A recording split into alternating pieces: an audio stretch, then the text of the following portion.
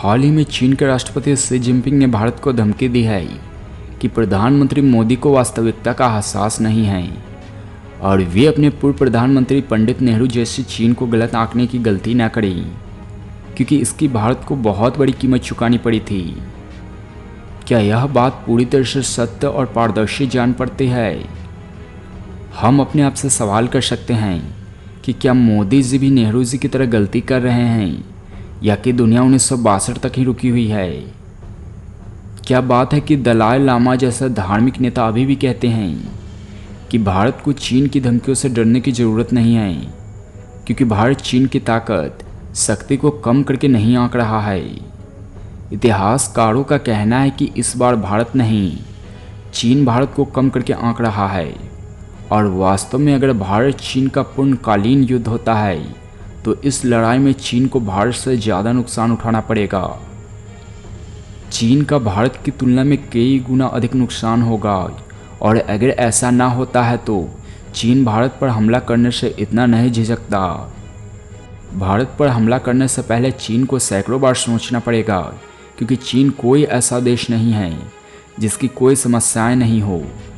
वास्तव में कहना गलत नहीं होगा कि चीन भारत की तुलना में जितना बड़ा है उसकी समस्याएं परेशानियां भी उतनी बड़ी है। इस कारण से चीन ऐसी कोई लापरवाही नहीं करना चाहेगा जो कि उसके लिए बहुत भारी पड़ जाए। अब पहले वाला भारत नहीं। अगर कहा जा रहा है कि चीनी वे लोग हैं जो कि भारत की ताकत को कम आंक रहे हैं, तो ऐसा सोचने के लिए निम्नलिखित कारण भी हो सकते हैं। भारत अब ऐसा देश नहीं है जो कि पहले की तरह आसानी से चीनियों के सामने आत्मसमर्पण कर देगा। भारतीय सेना को युद्ध का अनुभव। भारत ऐसा देश है जिसकी सेना अपने देश में एक नहीं वरन अनेक मोर्चों पर लड़ती है और उसकी यह लड़ाई निरंतर चलती रहती है। शायद चीन के सेना प्रमुखों को इस बात का अंदाज़ा नहीं होगा कि देश की 450 बटालियनों और राष्ट्रीय राइफल्स के 60 से अधिक बटालियनें देश के ऑपरेशन वाले इलाकों में लगातार सक्रिय रहती है। अर्धसैनिक बलों की एक बड़ी ताकत लगातार संघर्षरत रहती है। लगातार संघर्ष की संजीवनी की एक भारतीय सैनिक को अजेय बनाती है, क्योंकि उन्हें निरंतर ही युद्ध जैसी परिस्थितियों को बनाना नहीं पड़ता है, वरन भारतीय सैनिक हर रोज युद्ध की परिस्थिति का सामना करता है। और यह है चीन की मजबूरी। विदित हो कि भारत ने कई लड़ाइयाँ लड़ी है और जीती है। भारत केवल जनसंख्या बल का उपयोग करने वाला देश नहीं है, इसलिए देश में बेहतर सैनिक के विचार को अपनाया गया है। जबकि चीन की सेना की एक टुकड़ी अगर हथियार लेकर चलती है तो उसके पीछे आने वाले सैनिक खाली हाथ होते हैं और वे अपने जो सैनिक मर जाते हैं उनके हथियारों को लेकर लड़ते हैं। सेना का ऐसा उपयोग करने के लिए चीन विवश है, क्योंकि उसकी फौज में भी दुनिया के सबसे ज़्यादा सैनिक है। चीन ने वियतनाम को बंजर धरती बनाने में कोई कसर नहीं छोड़ी, लेकिन वियतनाम ने चीन की कथित चुनौती का ताकत को धूल में मिला दिया।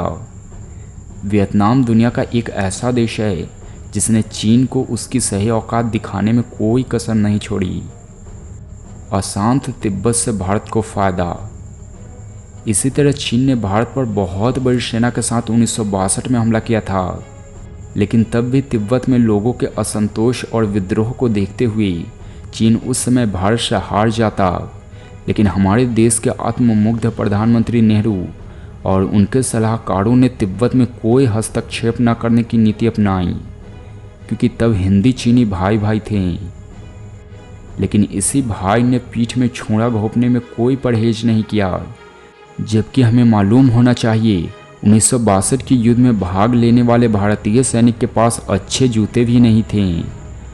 बहुत से सैनिक ऐसे भी थे जिनके पास कंपाती सर्दी में जूते भी नहीं थे।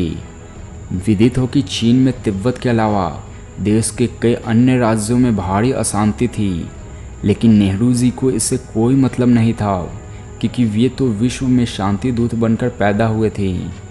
उस युद्ध में भारत अगर चाहता तो तिब्बत पर कब्जा कर सकता था, लेकिन नेहरू जी के होते ऐसी बात सोची भी नहीं जा सकती थी। इसीलिए भारत अगर चीन के खिलाफ हारा तो इसके लिए राजनीतिक नेतृत्व जिम्मेदार था। राजनीतिक नेतृत्व के लूंज पूंज का परिणाम है कि जम्मू कश्मीर में अशांति दबाने के लिए भारत कम से कम बल और पुलिस का उपयोग करता है। भले ही देश के गद्दार पूरे ऐशो आराम से यहीं खाकर इसे थाली में छेद कर सकें। तो दोस्तों, आपका क्या कहना है? अगर चीन और भारत में युद्ध हुआ तो कौन सा देश विजयी होगा? आप अपना राय नीचे कमेंट बॉक्स में दे सकते हैं। अगर वीडियो पसंद आए तो वीडियो को लाइक भी कर सकते हैं।